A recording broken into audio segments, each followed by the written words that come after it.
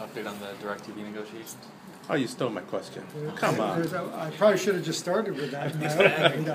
No, there's no update. Which at Media Day we had a feeling there wouldn't be any update since they have not really engaged with us, and there's no meaningful discussions going on. So it's been disappointing for our fans, disappointing for us.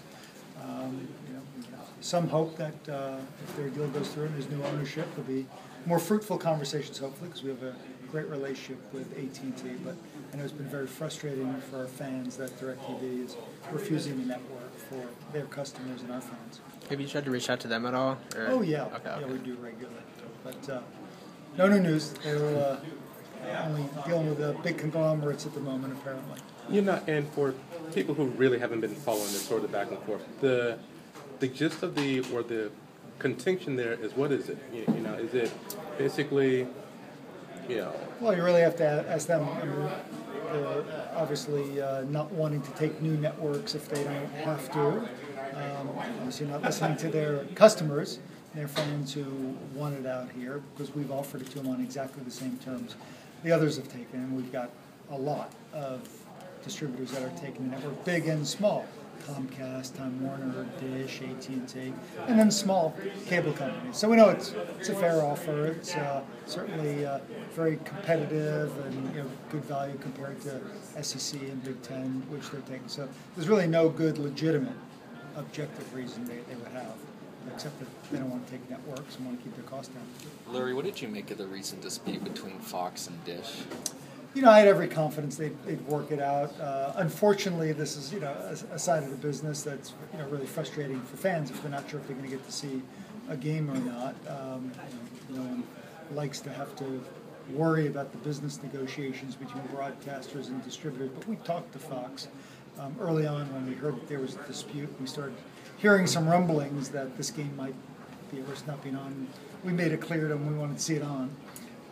And they assured us they thought it would get done, and sure enough it did. Do you have any indication that talks with DirecTV might resume before the end of the season? They've given us no reason for optimism, and they will not engage in discussions or negotiations with us. I don't have any optimism that under the current ownership anything's going to break loose, but keep knocking on the door, of course. Can you talk about the Seattle game? This Wazoo's kind of said they don't want to be doing this anymore.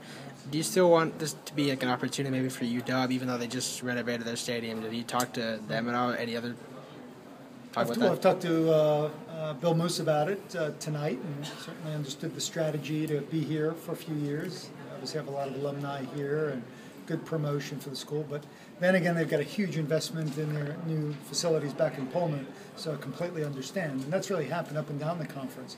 We've had major investments that have been made in new facilities, and it's completely understandable that schools want to be in their new facilities and support their fans that have supported financially the construction of these new buildings.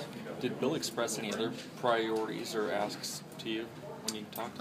No. We have meetings regularly with the athletics directors, and recently came out of meetings. So we pretty much cover a lot of business before the season starts. I see a lot of the directors at Media Day, and then we had a meeting with our ADs just a couple of weeks ago. So that's when we talk about a variety of issues. The big thing on directors' minds these days is what's going on nationally, with the NCAA and governance reform and the lawsuits and all that. The model for student athletes is clearly going to change, and that seems to be what's on people's mind, because there are going to be major impacts on athletics departments and their budgets and how athletics directors are running their programs.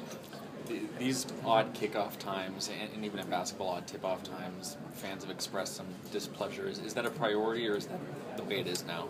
It's always a priority, when fans express concerns, so we listen to it. It's one of the new realities of our TV deals. There were a lot of shortcomings with our old TV deals that we heard from fans about, regional exposure rather than national exposure, and the revenue that we were getting, and making sure that we had TV deals on par with other leagues, that the conference would get the respect that it deserves. So those were my priorities when I wanted to negotiate new TV deals with ESPN and Fox, and now the Pac-12 networks. Every game's on nationally, so this game's a great example. Thursday night, and we got 3 games tonight. All 3 will be available nationally. 2 games tomorrow, and then a bunch on Saturday.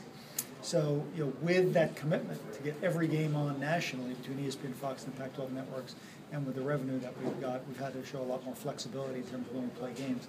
That resulted in more night games than our fans were used to, and so we're hearing about it. People have had to adjust, and we're going to try to nudge it, back a little bit. This season, we're going to have a few 11 a.m. starts. That's an attempt to spread the games so you can get every game on TV nationally, but maybe have some fewer night games. So we're always going to listen to fans and always work with our broadcast partners to adjust it a little. But the reality is, with the importance of television from an exposure and a revenue standpoint, you do have to be very flexible these days. Larry, looking at the games nationally, you guys only batted 2 teams in the last couple of years, but you've had so much conference jumping, including the team tonight. Do you think when you talk to your fellow commissioners, it's time for everybody to calm down for a couple of years so that, people don't get confused? Every other week it seems like 4 teams were leaving for another thing. You've been very stable. You've only added a couple. But what do you think as a commissioner that needs to be done? Yeah, we had an expansion since 1978. We waited a while. I don't see more expansion on the horizon in the big conferences. Things have settled down from what I can tell. Long-term TV deals have now been locked into.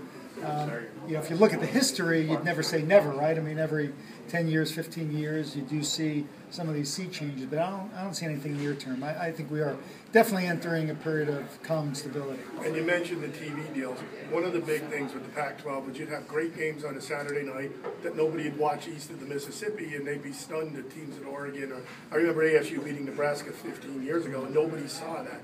So you kind of want to make sure that the leagues get out there and the teams get out there. Absolutely. The first priority is making sure every game is available on national TV. So alumni, fans, media that want to see every game, regardless what part of the country they're in now, can see it. And then you have to spread it amongst all the different time windows that we have. So we'll have games starting as early as 11 a.m., noon, we'll play in the middle of the afternoon, and we're going to still play in the evening. Surprisingly, the games in the evening rate higher than most people would think. There are less people watching TV, but we get a much higher share because we're not competing. The good games, we're not competing against SEC, Big Ten, ACC, Big 12 games. So that's the trade-off. And so we're kind of in every time slot. In terms of the playoff committee, is it a conflict of interest to have standing athletic directors on that committee? Now, granted, they can't be in the room when their schools are being talked about, but they can be in the rooms when schools from that conference are talked about, which would benefit them.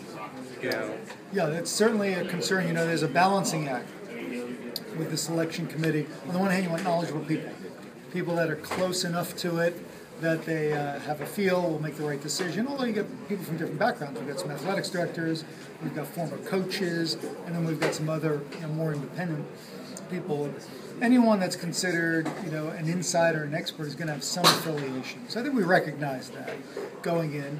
And there's a very strong conflict policy, recusal policy, not being able to talk about your school or schools you've been affiliated with. And it's a large enough committee with 13 people that we don't, if it was in the hands of 2 or 3 people making a decision, it might be more of a concern. But I think people are pretty comfortable that we've met it out. Do you have a sense as to how that will sort of play out in that committee and just this first year with that? Yeah, first of all, I think we've got a world-class group of people. If you look at some of the former coaches, the Tom Osbornes, the Barry Alvarez's of the world, Ty William, great group of coaches that are all very knowledgeable. Some of the best athletics directors in the country, including Pat Hayden from our conference, are on the committee, and then some very notable people from the worlds of media and other academic officers and others. So we've got a really high caliber, high integrity group that's doing it. There'll be, I'm sure, controversy. It's going to be a subjective decision, especially when you're trying to separate 1-loss teams and 2-loss teams. But I'm very happy with the caliber of people we've got and the criteria that's been set.